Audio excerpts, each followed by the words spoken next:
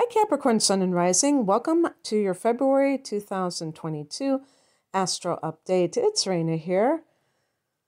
So we begin the month with a new moon, and this is actually going to be on the 31st. I discovered after I'd already done a few of these videos. If you live in the United States Central or Pacific Mountains time zones, and in other countries, this will be on the 1st. And this, for Capricorn, is your second house of earned income. And you do have some energy in this house, and this is an earth house, so this is right up your alley. This could be a new source of income or new opportunities for income that you may be implementing in the near future. You have Saturn here, and Saturn is your ruler, and that can really add not only stability, and in some cases you may have experienced a bit of restriction financially, but it can help you to lay down a firm foundation for future years as far as your finances are going. So I'm trying to think about, oh yeah, and Mercury retrograded in this house and is now in your sign of Capricorn. So there might have been something in the recent past that had to be sorted out, that had some kind of financial connection to your life. That I was thinking of, the check being in the mail and getting lost and things like that. But on the 3rd, Mercury stations direct at 24 degrees of Capricorn. It will be within orb of Pluto, and this can give some penetrating insight into something related to yourself. Things, yeah, and this is an interesting thing because the 2nd house can be your self-esteem. So some of you may be coming into a new appreciation of yourself, and it is coupled by some personal insight that you have developed in the last few weeks. And the reason this is so important is because when people feel insecure, if they don't know what is driving that, they're going to try to fix it with outer things. With Capricorn, it could be like success in a worldly sense. And, chasing after that success after a while can become this illusion that is always very elusive, the attainment of that ultimate success, because obviously as beings of expansion, when we reach a goal, we always are ready for a new goal. So we're never really satisfied ultimately with whatever we achieve on the material level. So it's really something that may be a game changer for you in some way. And of course, you've had Pluto in that 1st house, the house of yourself. So that already is giving you that that transformation. So on the 14th, Mercury goes back into the 2nd house, and again, if you've been dealing with things related to your money-making abilities, they will start to strengthen again. Mercury will come out of its shadow in a couple of weeks after the 14th. Or no, actually, I think after the 14th, it'll just be a few days. So then you'll start to feel that things are getting back to normal. Now, another thing, though, to note is that Venus and Mars are both in Capricorn. So you have a lot in that 1st house. This may be a very powerful time for you. Ironically, in February instead of January, although you had there too, but for a little bit. But Venus has to come back to full strength, and that won't be until early March. So you may just be like feeling as if, after this Mercury goes direct and after it comes out of its shadow mid-month, you may be feeling like you're going to be let out of the gates or something. Like you have all this energy and ambition and good vibes about yourself. Having Venus in the first house, you may actually be very attractive to other people in some way.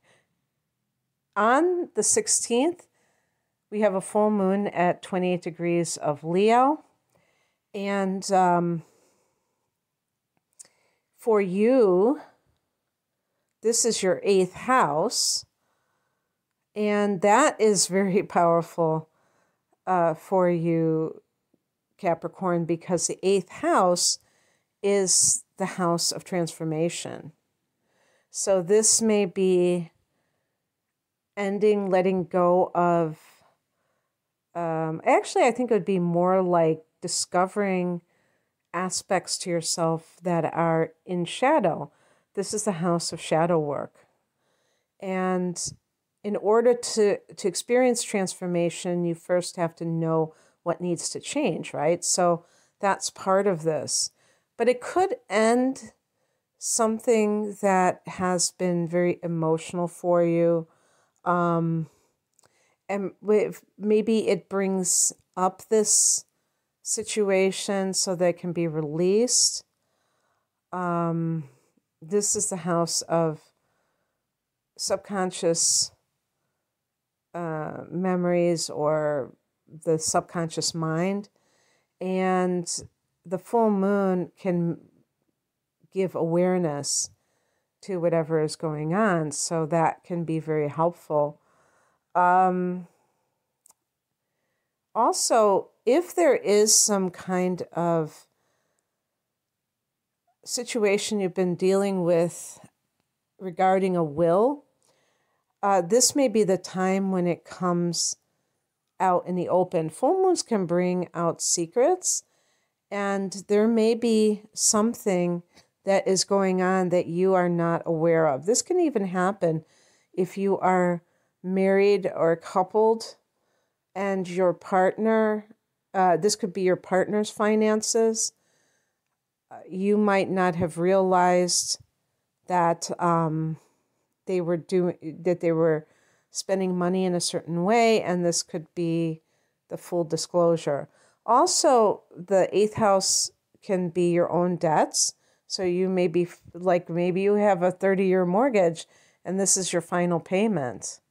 That could be what is going on, and it's a very significant payment because it's the last one. These full moons in one of the final degrees of the sign, to me, are more of a humdinger, because I think sometimes the earlier degrees of a full moon are more of the awareness factor, where you find something out and then this is the culmination. Or if there are multiple things that you're finding out, it's the final truth. And that can make it easier to let go of a situation because you realize that it is fully over with. On the 18th, we have the sun going into Pisces. And this is a friendly angle to you, Capricorn. This is the 3rd house. It's the house of the mind, especially the mundane mind. And this includes social media and other types of media or journalism. This can be your siblings, aunts and uncles, cousins, so extended family members, and you're going to start to see these transits in this particular house. It's also your local area, your neighbors, and so that could be signaling certain things that are coming about in this area for you in life. Oh, teaching is another one. Teaching and learning can be the 3rd house. So if you are a teacher and either you're getting your training and it's finishing, or if you are getting hired, we also have a couple of longer term transits in Pisces. Jupiter recently went back into Pisces in December, and we also have Neptune here. And, the third house we could say too is consciousness itself. So with Jupiter and Neptune in the third house, Capricorn people can become a lot more positive in their outlook, but also reliant. I don't know if that's a good word, but reliant on spirituality to direct their thoughts.